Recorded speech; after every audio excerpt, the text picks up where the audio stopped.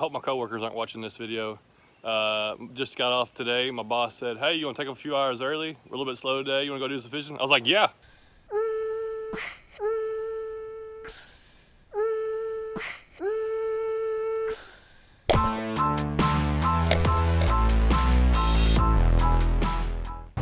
All right, well, here I am in Dayton, Tennessee, about 45 minutes from my house. I decided to try to go for something I haven't really gone for recently, and that's largemouth bass. I haven't really targeted them in a while, and this creek I think is gonna have some good ones. This creek starts out really small, just a small little creek, but it actually gets deep pretty quick as it runs into the lake.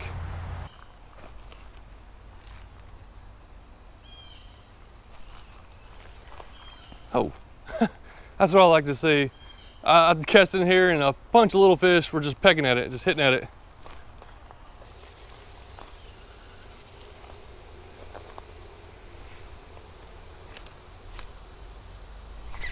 Yep, there's one.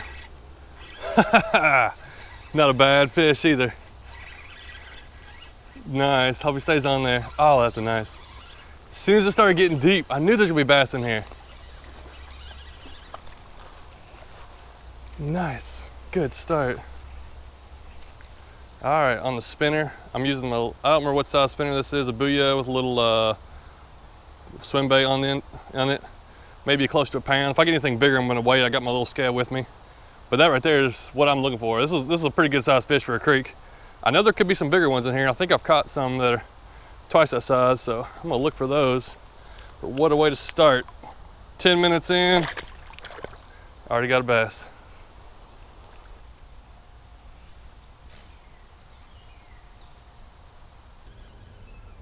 Bluegill right there, a red breast. It's weird seeing all those little panfish and not casting at them. I always have a little lure, but I'm trying to stick with this bigger stuff because I'm pretty sure there's some bigger fish in here. Oh, that's a big looking fish right there. All right, there's something hanging out right where these things are. Looks like a good fish. I think it was a big fish, I don't know. Every fish looks big to me in there. But I'm gonna switch lures, something slower, and work it right around in there. Okay, there's those other bass. Let's see if those bass want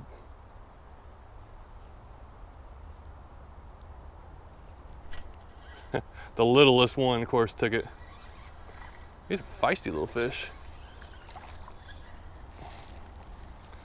Yeah, that's the guy. Oh, came off.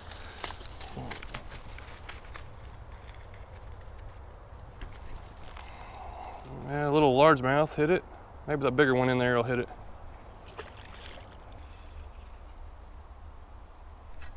I got something. Red breast. You know I can't go anywhere without catching one of these. Or let's see here, is it red breast? Yeah, it is. I tried a different Helgermite. This is actually something somebody sent me. Something Canada, I'll have to look up the name of it. But it's like a Helgermite. It didn't say anything on it there, but figured I'd try it around. The fish are being reluctant over here, so I'm still looking for some more hungry ones. All right, somebody sent me these lures, so looks like a good time to try these out. Oh man, that's a nice bass right there. How come you won't bite?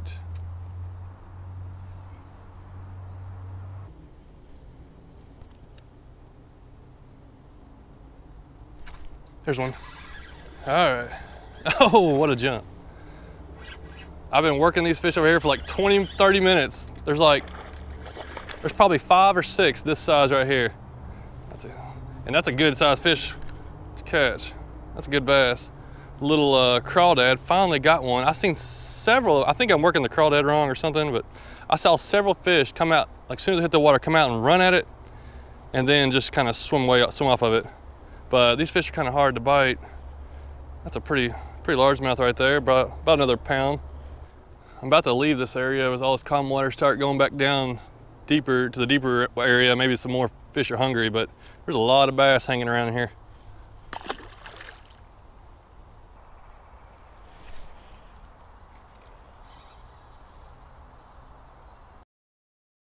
All right, at this point here, I had a little problem with my microphone. It was real staticky. You're gonna hear the sound in just a little bit, how it doesn't sound very clear. But I had gone downstream to where the creek runs into the mouth of a little river or like a bigger creek. probably fished for an hour, maybe hour and a half. Ended up hooking one little fish right here, and it was a nice little bass. But as it jumps out of the water here in just a second, it threw my lure out. So I decided I was gonna tie on a little Suissex spinner. It's a new spinner that I have a few of these, and I tied one on, and I thought, well, I'm just gonna go work my way back, go back towards where I saw those other bass, and get back in there. And when I get to where the other bass is, then that's when something really good happens.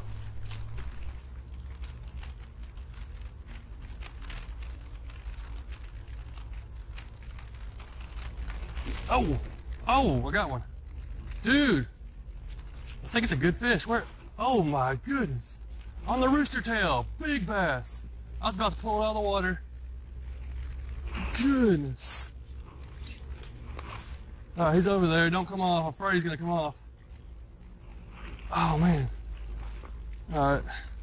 Don't come off. Don't come off. It's a good bass. Oh yeah. I know. Not the rooster tail. It's that Sussex lure. Man, he's like all over these trees and logs. This line is braided line.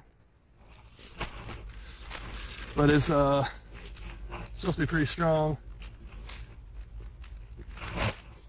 Did he come off? Oh no, he's right there. All right, hold on. Dang, get it all tied up. Twisted up.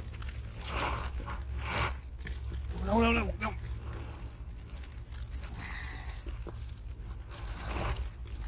Dude, this fish, if I ever get it in, it'd be crazy. How are you? So many logs over here. He's still pulling. He's barely hooked. Whoa! Nice bass. I knew there's some giants in here. That's a big bass. They may not be a giant to some people, but to me, that's a really good bass. Look how shallow. I'm standing in the water right here. It's 1.5 foot deep at the most. I was reeling it in, didn't see nothing. Right before it got to that log, it just hammered it. Nice bass.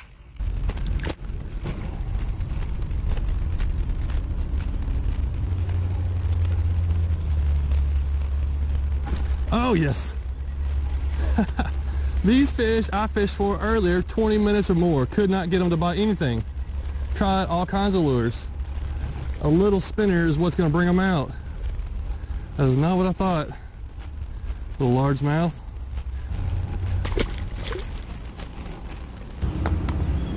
Alright, so what's our takeaway from the video today?